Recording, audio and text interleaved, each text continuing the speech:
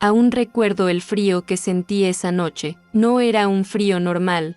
Era como si algo invisible atravesara mi cuerpo. Yo estaba ahí, parada frente al espejo, con mis manos temblando, viendo cómo mis ojos cambiaban. Algo dentro de mí estaba muriendo, y algo más oscuro tomaba su lugar. Yo vi con mis propios ojos cómo el infierno trabaja dentro de las iglesias, y lo que descubrí me hizo temblar.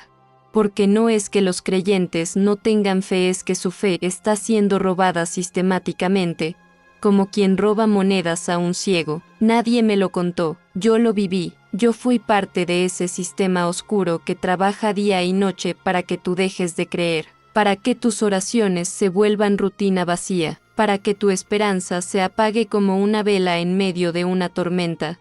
¿Por qué crees que de repente pierdes las ganas de orar? ¿Por qué ese fuego que sentías se apaga sin explicación? ¿Por qué empiezas a dudar si Dios realmente te escucha? No es coincidencia, no es normal, es un ataque planeado contra tu espíritu. Antes de contarte cómo funcionan estas fuerzas oscuras, necesitas entender que hay una guerra que no ves. Hay seres que conocen el valor de tu fe mejor que tú mismo. Ellos saben que si logran robarte la fe, te han robado todo. Solo comprendí todo cuando la luz me alcanzó, cuando después de años sirviendo a la oscuridad, sexta la verdad cara a cara. Y ahora, tengo que advertirte, no estoy aquí para asustarte, estoy aquí porque alguien debe decirte lo que está pasando realmente cuando sientes esa duda repentina, esa pérdida de interés en lo espiritual, ese cansancio inexplicable que te aleja de Dios. Lo que voy a revelarte es lo que el enemigo no quiere que sepas. Es el plan que sexta ejecutarse 1000 veces contra personas como tú, personas sinceras que aman a Dios pero no entienden por qué su fe parece disminuir sin razón. Hay fuerzas trabajando contra ti ahora mismo. Mientras escuchas estas palabras, hay una estrategia diseñada específicamente para ti, para tus debilidades, para tus heridas, para tus sueños. Yo estuve del otro lado, yo conocí los rituales, yo supe los nombres, yo participé en ceremonias donde se planificaba el ataque contra los creyentes. Y hoy, por primera vez, voy a contar lo que vi. Prepárate, porque lo que estás a punto de escuchar cambiará para siempre la forma en que entiendes tu vida espiritual. Lo que antes parecía coincidencia, ahora tendrá sentido. Lo que antes veías como falta de ánimo, ahora reconocerás como un ataque. Mi nombre no importa, mi historia sí, y comienza con una niña que, sin saberlo, abrió una puerta que jamás debió abrirse. Nací en un pequeño pueblo donde la niebla nunca se iba completamente. Mis padres no eran religiosos, pero mi abuela sí. Ella me llevaba a la iglesia cada domingo, me enseñaba a orar antes de dormir. Recuerdo sus manos arrugadas sosteniendo las mías mientras me decía, Dios siempre te escucha, pequeña, nunca lo olvides. Pero Dios parecía muy lejano cuando tenía 13 años y encontré ese libro en el ático. Estaba escondido bajo tablas sueltas del piso, envuelto en tela negra. Sus páginas amarillentas contenían símbolos que no entendía, pero que me atraían de una forma inexplicable. Comencé a dibujarlos por curiosidad. No sabía entonces que esos símbolos eran invitaciones. No sabía que estaba abriendo puertas. La primera vez que escuché la voz fue una noche de tormenta. Me susurró que era especial, que tenía poder, que podía controlar cosas que otros no. Me prometió conocimiento que nadie más tenía. Y yo, una niña solitaria en busca de importancia, creí cada palabra. Durante años fui parte del ocultismo, no del tipo obvio con túnicas negras y velas, sino del tipo sutil que se esconde a plena vista. Aprendí a ver la debilidad en otros, aprendí a identificar su dolor, y eventualmente, aprendí a usarlo contra ellos. Servía al enemigo sin siquiera saberlo. En los rituales, nos enseñaban a identificar cristianos fuertes, los que oraban, los que ayunaban, los que tenían propósito para atacar su mente y su fe. Yo sabía cómo hacer que un creyente deje de orar. Sabía exactamente qué pensamiento plantar para que la duda creciera como mala hierba en su corazón. Era parte del plan, y yo era buena en ello, demasiado buena. Me enseñaron que la fe es como una semilla. Si robas esa semilla antes de que eche raíces, has ganado. Si no puedes robarla, entonces la envenenas con duda, la ahogas con preocupaciones o la secas con distracciones. Para cuando cumplí 20 años ya había participado en rituales donde se mencionaban nombres de pastores, líderes cristianos e incluso iglesias enteras. Teníamos listas, sabíamos quiénes eran fuertes en la fe y representaban una amenaza para los planes de oscuridad. Lo que más me perturbaba era lo fácil que resultaba. ¿Alguna vez has sentido que tu fe se apaga sin razón? ¿Has notado cómo de repente las distracciones aparecen justo cuando decides acercarte más a Dios? ¿Te has preguntado por qué a veces sientes que tus oraciones rebotan en el techo? No es casualidad, no es debilidad tuya, es un ataque calculado. Recuerdo una noche en particular. Estábamos en un sótano iluminado solo por velas. El líder del grupo tenía una lista con nombres de miembros de una iglesia local que estaban experimentando un avivamiento. Estos son los más peligrosos, dijo, señalando a aquellos que habían comenzado a ayunar y a orar intensamente. Concentrémonos en ellos primero, y lo hicimos. Utilizamos técnicas que ahora me hacen temblar al recordarlas. No eran solo pensamientos negativos lo que enviábamos. Era una guerra espiritual real, con consecuencias reales. Yo vi los resultados. Vi cómo personas que ardían por Dios comenzaban a enfriarse. Vi familias enteras abandonar la iglesia. Vi líderes caer en pecados que nunca imaginaron cometer. Hay una estrategia del infierno para robar la semilla de fe. No lo hacen de golpe, lo hacen poco a poco, con la paciencia de quien sabe que el tiempo está de su lado. Comienzan con pequeñas distracciones, luego suman el cansancio, después añaden decepciones dentro de la iglesia. Es como una receta diabólica. Primero, te mantienen ocupado, tan ocupado que tu tiempo de oración se reduce a minutos apresurados. Luego, atacan tu sueño. ¿Has notado cómo te entra sueño justo cuando abres la Biblia? ¿O cómo de repente recuerdas 1000 tareas pendientes cuando decides orar? No es coincidencia. He visto a creyentes llorando, orando noche tras noche por una respuesta, pero cada lágrima era recogida por el enemigo como alimento para su duda. ¿Ves? Dios no te escucha, es el pensamiento que plantan. Tanto orar para nada, es la semilla que siembran. Lo más peligroso es que este ataque parece venir de tu propia mente. Parece que eres tú quien está cansado de esperar, tú quien duda, tú quien se decepciona, pero no, son pensamientos implantados, estratégicamente colocados en los momentos de mayor vulnerabilidad.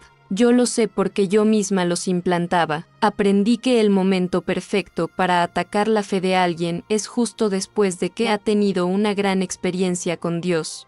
Ese es el momento cuando las defensas espirituales bajan, cuando la persona se siente segura. Es como el león que ataca no cuando la gacela está alerta, sino cuando está bebiendo agua, distraída. En nuestros círculos oscuros, celebrábamos cuando un cristiano fuerte caía en depresión. Sabíamos que la depresión no tratada es terreno fértil para la duda. Sabíamos que el aislamiento es nuestra mejor arma. Un creyente solo es un creyente vulnerable. ¿Y las iglesias? Oh, las iglesias nos facilitaban tanto el trabajo, divididas, compitiendo entre ellas, juzgándose unas a otras. Cada vez que un cristiano era herido por otro cristiano, nosotros ganábamos terreno. Cada hipocresía expuesta, cada escándalo, cada decepción con un líder espiritual, todo eso era munición para nuestro arsenal. Vi cómo se designaban espíritus específicos para acechar iglesias enteras, espíritus de división, de chisme, de orgullo religioso. Su trabajo era simple: hacer que los creyentes se concentren tanto en los defectos de los demás que olviden su propio llamado. Lo más triste que presencié fue cómo las familias eran atacadas. El plan era siempre el mismo: atacar primero al líder de la casa. Si podíamos hacer que el padre o la madre perdieran su fe, El resto de la familia seguía casi automáticamente. Los niños eran los más vulnerables, absorbiendo la duda como esponjas. Había reuniones donde se discutía específicamente cómo atacar a los jóvenes cristianos. Ellos son el futuro de la iglesia, decía nuestro líder. Si los perdemos ahora, ganamos por generaciones. La estrategia era simple: hacer que la fe pareciera aburrida, anticuada, restrictiva, hacer que el mundo sin Dios pareciera más atractivo, más libre, más real, y funcionaba. Vi jóvenes que habían crecido en la iglesia abandonar su fe en cuestión de meses. Todo comenzaba con pequeñas dudas, preguntas sin respuesta, contradicciones aparentes en la Biblia. Luego venían las tentaciones, cuidadosamente presentadas no como pecado, sino como experiencias de vida. Finalmente, el orgullo intelectual sellaba el trato, convenciéndolos de que eran demasiado inteligentes para creer en cuentos de hadas. Lo más aterrador de todo este sistema es su eficiencia. No necesita grandes manifestaciones demoníacas, no necesita posesiones dramáticas. Solo necesita que dudes lo suficiente, que te distraigas lo suficiente, que te desanimes lo suficiente. El diablo no siempre te ataca con miedo, te ataca con rutina. Ese es su método más efectivo porque pasa desapercibido. Te hace pensar que orar no sirve, que tu promesa nunca llegará. Ese pensamiento no es tuyo, fue sembrado estratégicamente para que la fe se marchite dentro de ti. Vi demonios asignados solo para apagar la fe.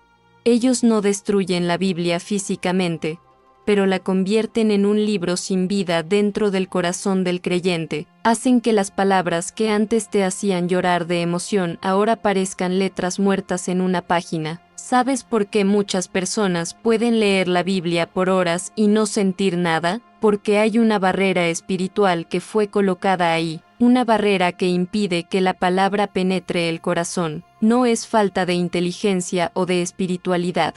Es un ataque directo a la conexión entre tu espíritu y la palabra viva. Aprendí que hay 3 etapas en el robo de la fe. Primera etapa, distracción. Te mantienen tan ocupado con problemas, entretenimiento y preocupaciones que tu vida espiritual se convierte en algo secundario. Tus prioridades cambian sutilmente. No es que dejes de creer en Dios, simplemente no tienes tiempo para Él. Esta etapa puede durar años sin que lo notes. Segunda etapa, desconexión.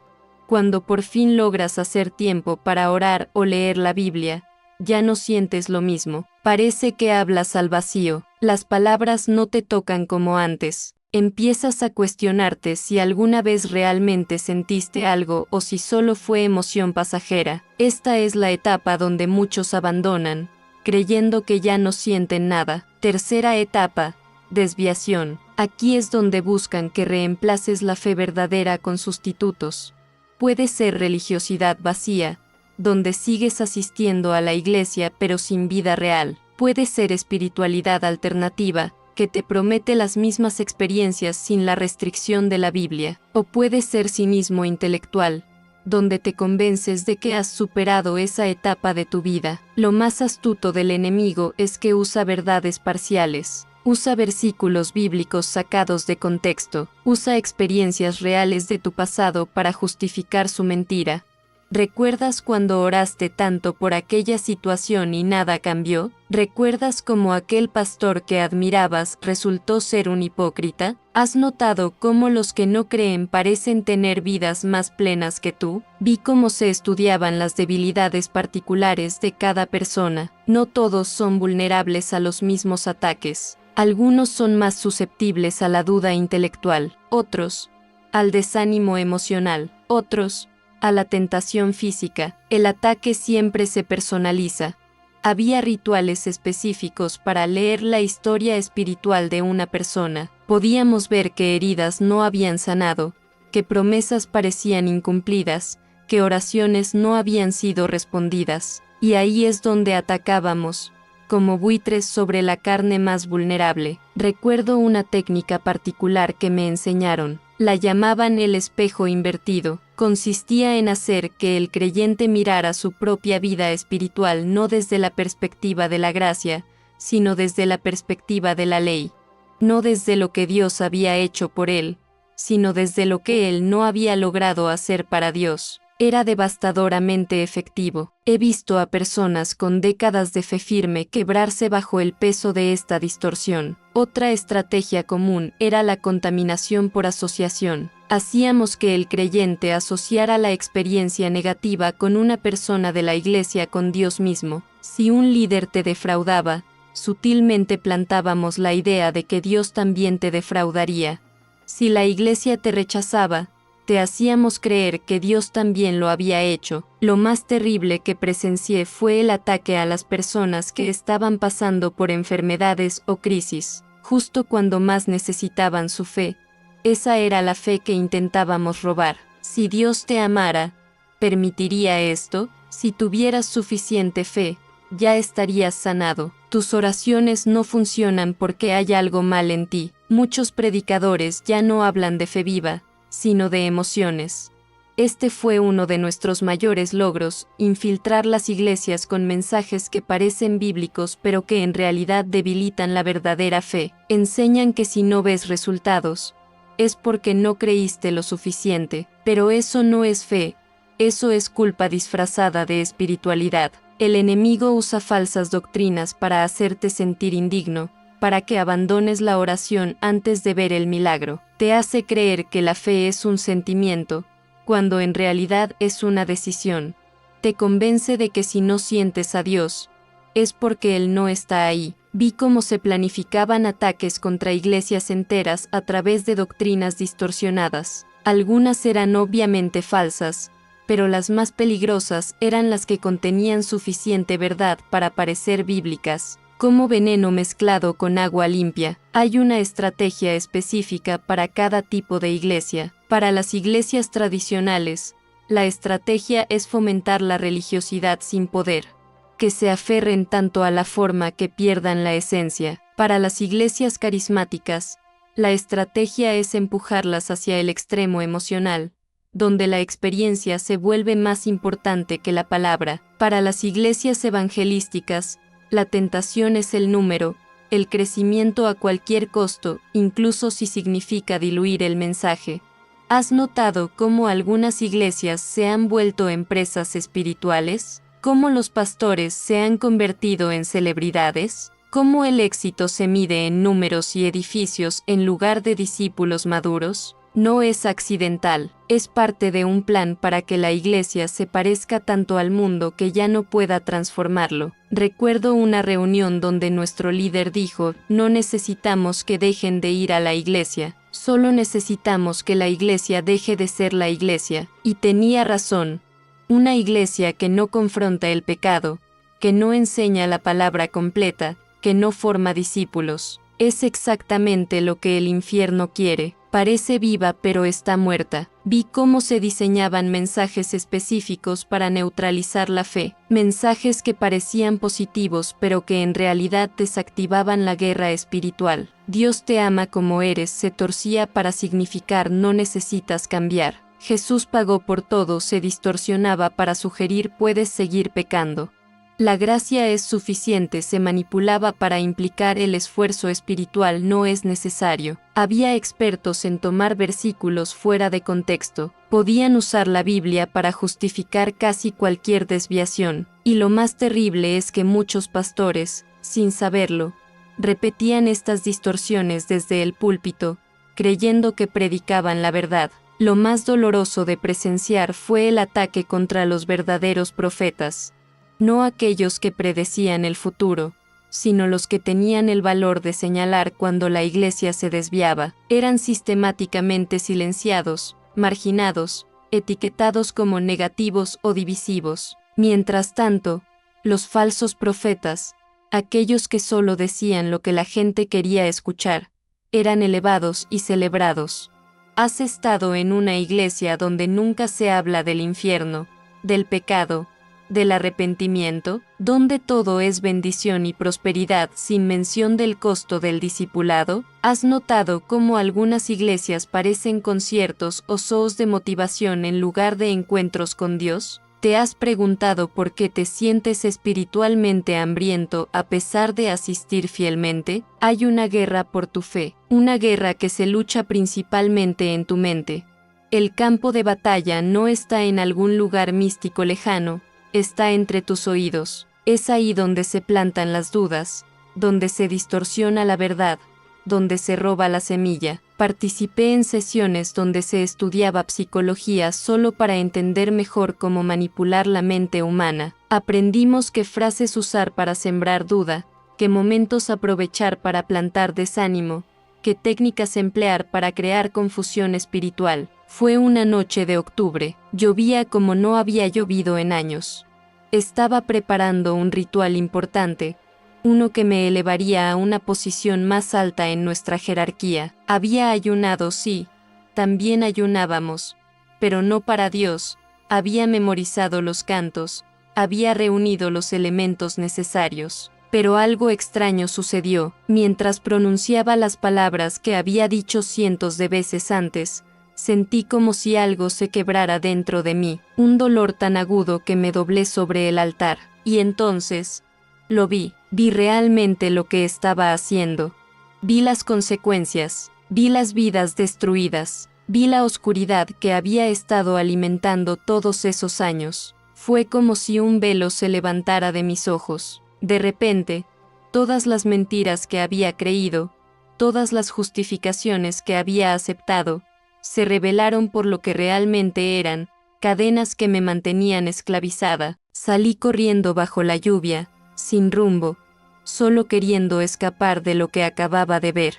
Mis pies me llevaron, sin que yo lo planeara, a una pequeña iglesia en las afueras de la ciudad. Estaba cerrada a esa hora, pero me derrumbé en los escalones de la entrada, empapada y temblando. No sé cuánto tiempo pasó, pudo haber sido minutos u horas. Solo recuerdo que cuando levanté la mirada, un hombre mayor estaba de pie frente a mí. No dijo nada sobre mi aspecto, que debía ser terrible. Solo me preguntó, ¿quieres entrar? Resultó ser el pastor. Había venido temprano para preparar el servicio del domingo. Me dio una toalla, un té caliente, y lo más importante, silencio. No me presionó con preguntas, no me juzgó, solo esperó. Cuando finalmente pude hablar, las palabras salieron como un torrente. Le conté todo, absolutamente todo. Esperaba que me echara, que me denunciara, que me mirara con horror. En cambio, sexta lágrimas en sus ojos. Hija, me dijo, no hay oscuridad que la luz no pueda penetrar. Esa simple frase quebró algo dentro de mí. Lloré como no había llorado desde niña, y mientras lloraba, sentí como si algo oscuro y pesado saliera de mí con cada lágrima. El pastor no intentó exorcizarme dramáticamente, no hizo un espectáculo, simplemente me mostró la Biblia y me dijo, la verdad te hará libre. No yo, no un ritual, sino la verdad. Fue cuando conocí a Cristo de verdad que entendí, la fe no se defiende con fuerza humana, sino con revelación.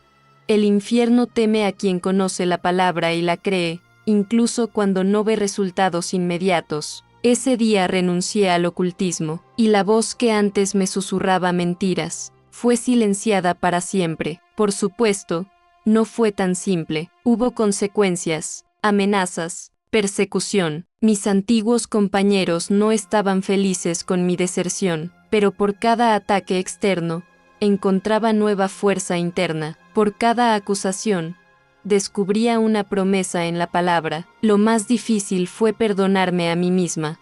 Aceptar que, a pesar de todo lo que había hecho, Dios me ofrecía una nueva vida, una vida limpia, una vida con propósito. Pasé meses bajo la guía de ese pastor y su esposa. Me enseñaron a leer la Biblia no como un libro religioso, sino como una carta de amor, como un mapa para el viaje, como pan para el hambriento. Me mostraron cómo orar no como un ritual, sino como una conversación real con un Padre real. Y descubrí algo asombroso, todo lo que el enemigo había tratado de robarme a través de los años de oscuridad. Dios lo restauró multiplicado. La paz que buscaba en rituales, la encontré en su presencia. El poder que anhelaba en el ocultismo, lo experimenté en el Espíritu Santo. La identidad que perseguía en la jerarquía oscura, la recibí como hija de Dios. Si estás escuchando esto y sientes que tu fe está siendo atacada, si sientes que algo o alguien está tratando de robar tu semilla, quiero que sepas que hay esperanza, quiero que sepas que no estás luchando solo, quiero que sepas que la luz siempre vence a la oscuridad. Si permaneces hasta el final de este testimonio, te haré una oración especial, una oración de protección para tu fe, para tu mente, para tu espíritu. Una oración que aprendí no en los círculos oscuros, sino en la luz de la palabra. No dejes que el enemigo te robe la semilla. Cuídala, riégala con oración, protégela con adoración, nútrela con la palabra. Como un jardín que necesita atención constante, tu fe necesita ser cultivada diariamente. Jesús dijo en Marcos 4:15, Satanás viene y quita la palabra que fue sembrada en sus corazones. No permitas que esa palabra sea arrancada de ti. Guárdala en lo profundo, medita en ella día y noche. Hay 3 áreas que el enemigo ataca constantemente y que debes proteger. Primera, tu tiempo a solas con Dios. Hará todo lo posible para que ese tiempo sea interrumpido, pospuesto o eliminado. Defenderlo es tu primera línea de batalla. No es egoísmo, es supervivencia espiritual. Segunda, tus relaciones con otros creyentes. El aislamiento es mortal para la fe. Necesitas a otros que te animen, te corrijan, te acompañen. La comunión no es opcional, es esencial. Tercera, tu mente. Lo que permites entrar en tus pensamientos eventualmente dará fruto en tu vida. Protege tus ojos, tus oídos, tu atención. No todo lo que puedes consumir, debes consumir. Después de mi conversión, descubrí patrones que nunca había notado antes. Vi cómo había momentos específicos donde la tentación era más fuerte, justo después de una victoria espiritual, durante una prueba prolongada, o cuando estaba físicamente agotada. Aprendí a estar especialmente alerta en esos momentos. También descubrí el poder de la confesión, no solo confesar los pecados, sino confesar la palabra, declarar en voz alta lo que Dios dice, especialmente cuando mis sentimientos o circunstancias dicen lo contrario. Hay un poder en la palabra hablada que el enemigo teme. Aprendí que la adoración no es solo cantar canciones bonitas, es una declaración de guerra. Cuando adoras en medio de la prueba, estás diciendo, mi Dios es más grande que esto, mi Dios reina a pesar de esto.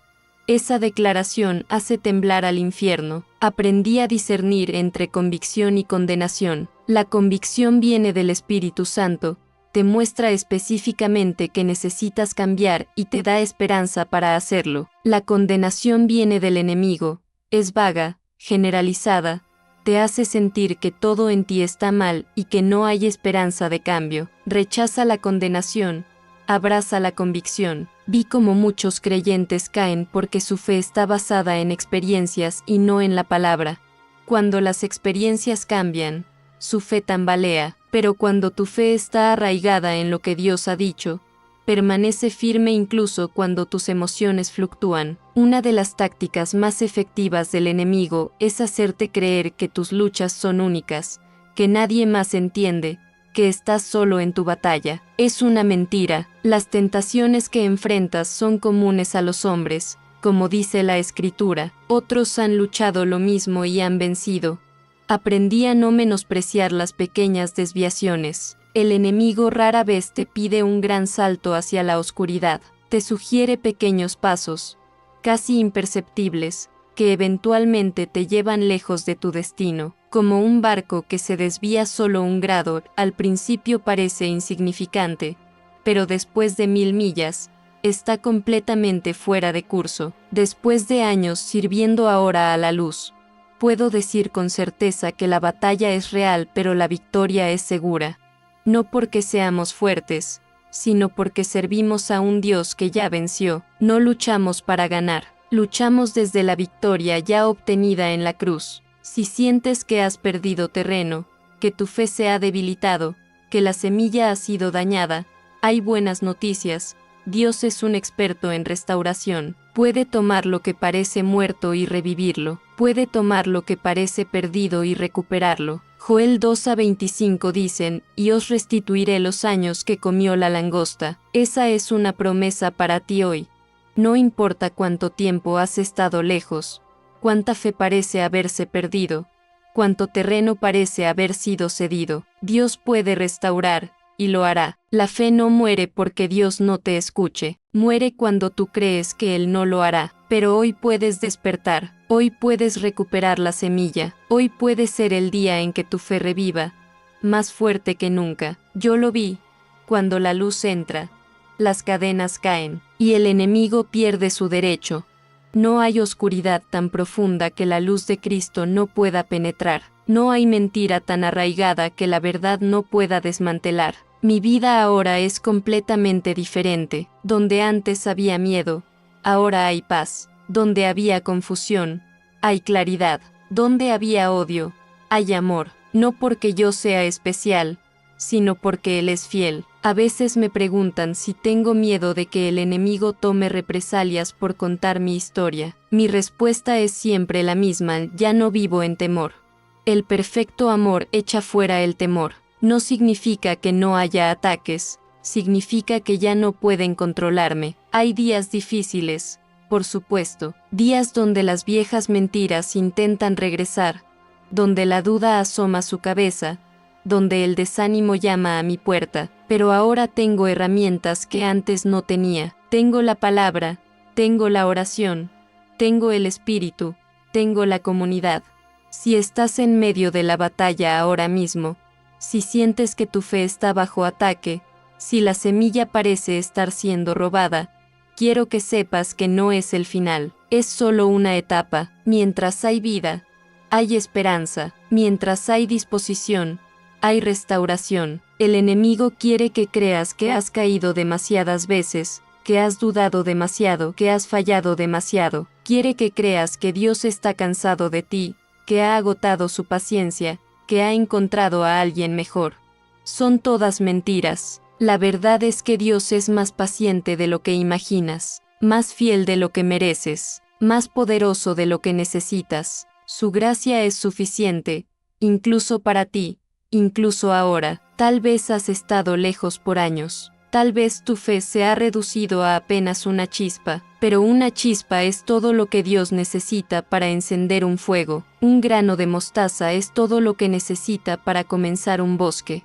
Si durante este testimonio has sentido algo moverse en tu interior, si has reconocido algunas de las tácticas que he mencionado, si has identificado áreas donde tu fe ha sido atacada, no es coincidencia, es una invitación a regresar, a renovar, a restaurar. La decisión es tuya. Puedes seguir como hasta ahora, viendo cómo tu semilla de fe se marchita poco a poco, o puedes decidir hoy que es suficiente, que no permitirás que el enemigo robe un día más, que estás listo para recuperar lo que es tuyo por derecho. Como prometí, quiero hacer una oración por ti, una oración de protección para tu fe. Si has permanecido hasta aquí, cierra tus ojos y recibe estas palabras no como rituales vacíos, sino como declaraciones de verdad sobre tu vida.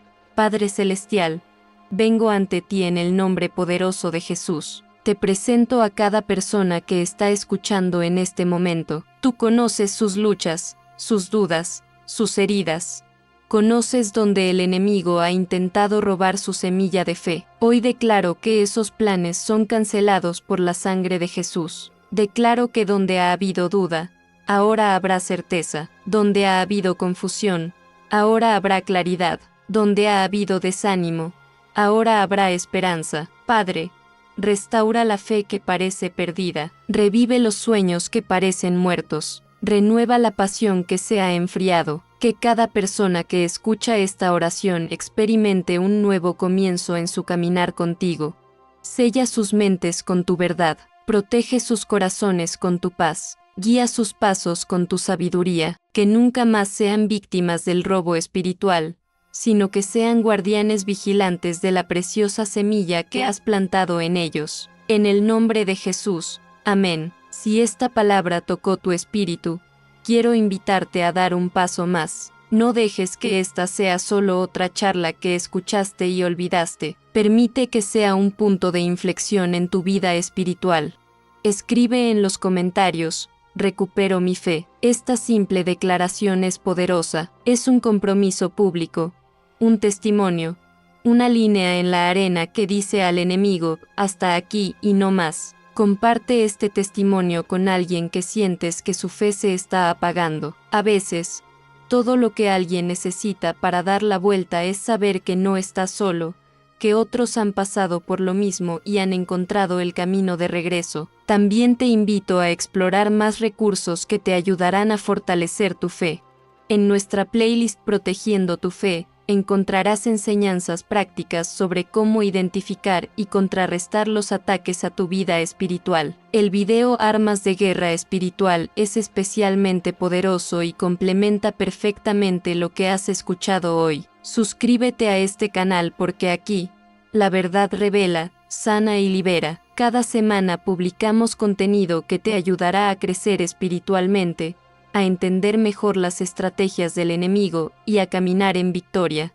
No olvides activar la campanita para recibir notificaciones. No queremos que te pierdas ningún video que podría ser exactamente lo que necesitas en un momento crítico. Y por favor, si este testimonio te ayudó de alguna manera, deja un me gusta. Esto no es por vanidad, sino porque ayuda a que más personas que están luchando con su fe puedan encontrar este mensaje de esperanza. Recuerda, la batalla es real, pero la victoria es segura.